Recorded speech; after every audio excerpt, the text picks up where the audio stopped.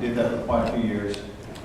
We grew a young ministry very significantly to sing from about 3 kids to sing about 150 a week. We had over 300 students in our youth ministry. And God started taking me through some different things in life where He transitioned me to different roles. And it was probably about 5 years after I had probably left that youth ministry that I realized how many of them were lost. Over 4,000 kids we saw over a 7-year period come through our doors. And I could barely find 35 that were still living for Christ. And so emotionally, that took a toll on me. And I realized that different people have their journey. But I guess I would have to ask the question, if the church is God's hope for the world, and we can't produce faith-filled believers from the people that we've been entrusted to steward over for 15, 16, 17, 18 years, what hope is there outside of the church? And so it's been something that I've struggled with, I've wrestled with, and now being in the role of a family life pastor and different things, I can't help but say that we've got to do things different. And I've had the privilege of doing a lot of consulting, organizational leadership things in secular businesses and organizations. And if somebody is producing that bad of a product, we would never tolerate it.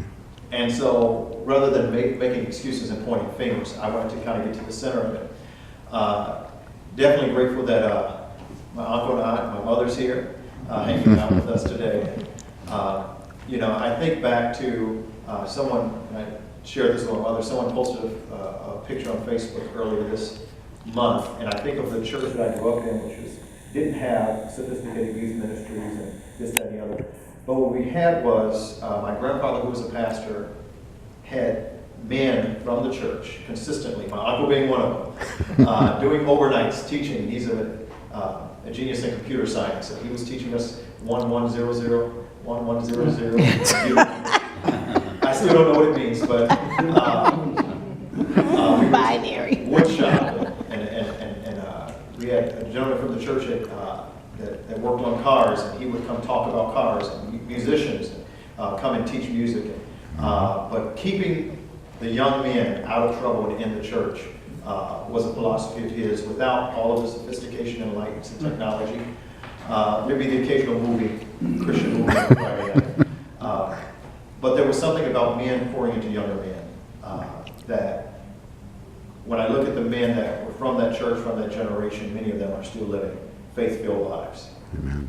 And so I have to think that over the last 30 years, when we've shifted to an entertainment model of youth ministry, when we've gone towards a significant approach to segment and compartmentalize the way we do ministry. So from the moment you walk in, don't worry about it, we'll take your kids and we ship them to the nursery.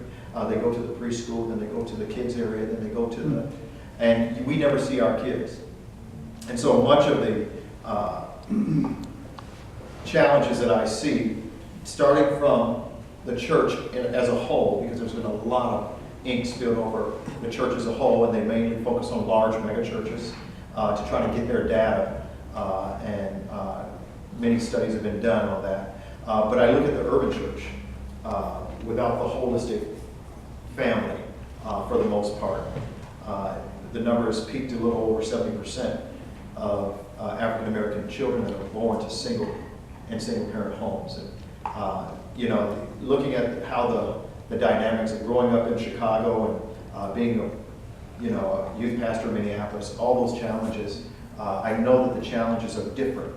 And if they are being unsuccessful in the suburban, affluent, two-parent homes, what hope does that leave for the urban child who basically comes from grandma's home because both parents, one is in jail and one is on drugs, who comes from the foster home, different systems. So I felt that the urban church has a sacred calling to touch people in a way. And as the previous gentleman, Brian, was sharing before, there is a call of compassionate ministry that the church has.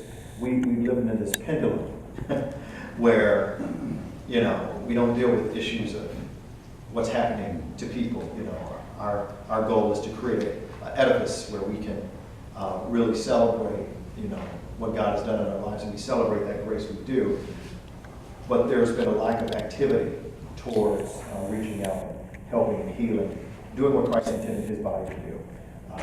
And so with that, the problem that I suggest is how do we deal with the attrition of Christian youth from communities of faith? Because they are leaving, and they're leaving in masses. And there's something that's wrong with that problem. And so the first thing we did is we wanted to get into, and I'm going to actually go a little backwards this time because I want to hit the theology piece last. The first, or the last thing we really wanted to get into is understanding the process in which urban children are developed and formed in those environments. Most people believe that children, there's always these arguments of nurture, nature, what's developing kids. But in the field of study that I was able to delve into with adolescent development, as well as some of the forward thinkers in epigenetics and other things, that your genes are not shaped by 100% by where you come from, but genes are shaped by the perception of what it believes you come from. And so epigenetics is a field of study that actually believes that genes re-engineer themselves based upon what they understand the environment to be. And not what the environment is, but what they understand it to be. And it's a big significant difference. So a mother carrying a child who's experiencing stress at high levels, lots of adrenaline, lots of things will be going into that child that will be alerting that child that something is wrong. Now that baby's in utero, and yet they're learning to perceive their environment. So in most cases, their hindbrain or their more reflexive mind to defend themselves and to protect themselves will grow at a much larger rate than their forebrain.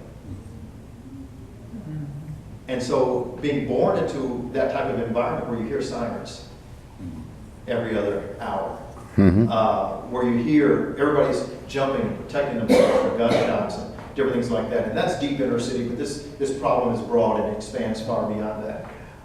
When you feel the sense of a mother who's waiting the decision, shall I abort him, shall I not, and they decide they waited too late, now they have to have him, and they feel unwanted from the very beginning. The interpretation of what that world, what universe am I being born into? And how they perceive that then begins to shape who they become. Now, for parents of faith who are taking kids to communities of faith, they may grow up in a very healthy, relatively healthy environment, and then they get to school, but they're treated just the same. And one of the interviews that I did, one of the youth leaders, because the pastor wanted his whole team to be there to have this conversation. So one of the youth leaders began to talk about how her son was fine until he went to this one school, a private school, that began to treat him like a problem and began to tell him things. It shaped his perception. It shaped his emotion. Now when he comes to church, he doesn't want to stand out because he feels like he can't learn. He doesn't want to say anything stupid. And the things that have been shared with him have been that you're not smart. And so rebellion is the only form of, so even in that context. But it becomes very destructive to tell kids that they're worth less. So even if the imagery of what we call the American dream and the American hope and all those wonderful things are available to people, the kids in the city don't know about it. Because what's being communicated to them is very different. And so it shapes a reality of survival. It shapes a reality that there's disparity in treatment. So when they go to school and they're told, you know, and I've seen it happen, teachers are shoving their hands in kids' faces, spit out that gun, take off that hat. That type of molding shapes a kid to a very different result than what we would expect out of someone who is respected. Their suburban counterparts are treated almost as equals from the time they're in kindergarten. If there's a problem with the learning, they assume it's the method in which they're teaching, not the kid himself. There's an intrinsic assumption that our culture has placed on many of our students in urban communities. And because they're moving through so fast, and there's dysfunction in the home, we can't expect the schools to fix everything. There's dysfunction in the schools, however.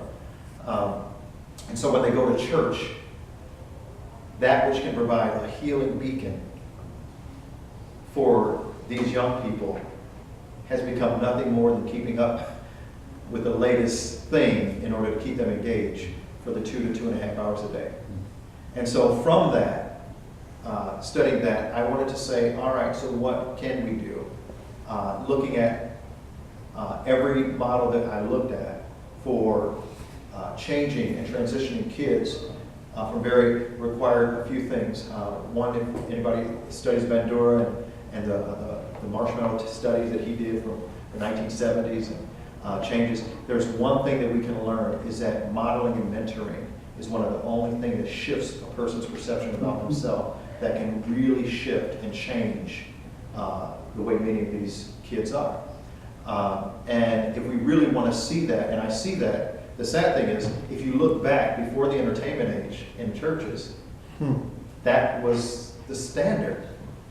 Modeling and mentoring. I remember growing up, you're going to be a junior usher, you're going to be a junior this. There was a sense of community that rallied around this. But what we become is we become these compartments of development, for faith development.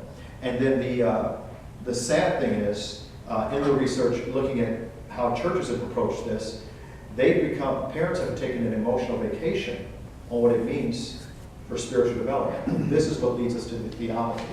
The only biblical evidence we have of faith development does not come in the context of community. It comes only in the home. Genesis 6:4 is very clear. The hero of the Lord thy God is one, and you love him with all your heart, all your soul, all your mind. And it goes through about 6 or 7 scriptures telling them, this is what I want you to do. Talk about it with your kids along the way. Write it on the doorpost. Write, sit and talk to them at the bit. There's only one place that the Bible encourages for faith development, and that's the home. Yet, parents have been able to take a vacation because I believe the church has become complicit in this. By omission or however, we become complicit by telling people, oh, just bring your kids here. We don't say this verbatim, but we create programs that suggest that we're the family church. And so if you want a healthy whole family, you come to our church. And they come to our church, and then we ship off their kids. Kids never see their parents worship. As a matter of fact, one of the studies showed that less than 31% of kids had actually seen their father pray. And less than 50% had actually seen their mother pray. They've never heard them pray. So faith development actually isn't something that's a part of our life. It's this add-on that we do for 2 hours a week. And so there's this missing component. And then it intensifies, especially with the urban child, because they only have half a parent. They only have one parent many times. And so what they see is even more limited. And so the call to the urban church is to create to create models in which, a transformational model, in which we can invite families in to equip them. I would recommend that every church let go of anybody who dies to hold on to that title of youth pastor and kids pastor. We don't pastor kids, we don't pastor youth, we have to pastor families. And that means because if we want transformational change, it has to be a holistic model that addresses the entire family. Teaching parents how to pray with their kids, teaching parents how to do, well, even could do the Eucharist, maybe, because they become the priest of their home. And that holy, sacred place. So that there's a blessing spoken over their kids, and they understand that the kids grow up with understanding that faith is integral to their life, and not just, one of the many things. It was said by one of the authors that we take our kids to soccer practice not because we want to become professional soccer players, but we want them to have a good recreation activity. They go to violin practice, not because we want them to be great violinists that, fill the halls of the world, or Juilliard. They just go all over the world and complaining about them. We do it because we want them to have a good, nice, balanced experience. Well, that's the way church has been perceived. We don't want them to be lifelong committed people of faith. We want them to have a faith type experience, which is why we've regulated their faith experience to what happens when they cross the doors. And the church has got to play a role and shift the responsibility. And parents don't know better. It's not enough to blame the parents, because I've seen that enough. We have to shift our approach to inviting them into a conversation to say, what is this going to look like? And so what we created, and what's fascinating is that with many of the churches that I interviewed, not many had good questions. As a matter of fact, the only church that really had a decent success rate was one that is designed for youth. There's a church in Minneapolis, Urban Jerusalem, that's actually designed for hip-hop culture.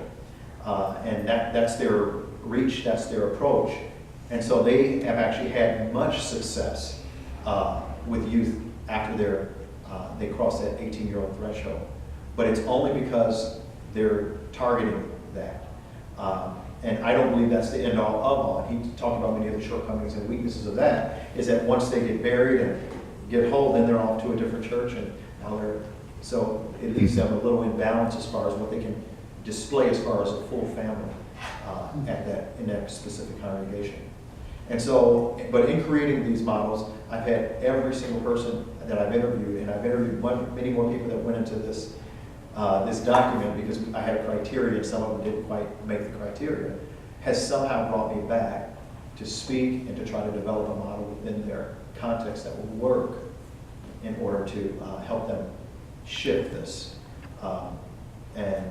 One of the things is, one of the pastors that I sat down with, I said, how many kids can you say have graduated high school and are fully, and this is a very middle to upper middle class African American church over in St. Paul, and they have about 450 members or so.